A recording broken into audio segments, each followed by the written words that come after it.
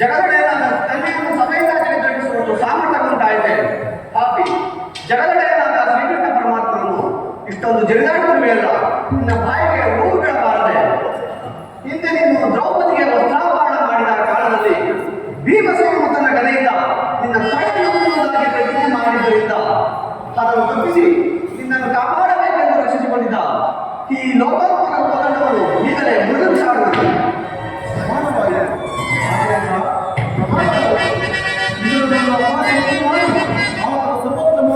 ಸಹಾಯವನ್ನು ಪಡೆದುಕೊಂಡ ಈಗ ನಿಮ್ಮ ಸಿದ್ಧ ಮಾಡಿದ್ದೇವೆ.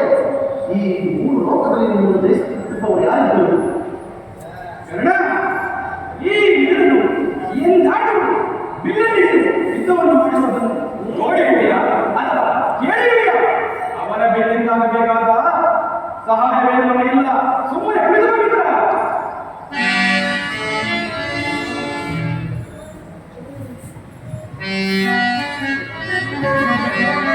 ಈಗ ಕೇಳಿ ದೂತರಾಗಿ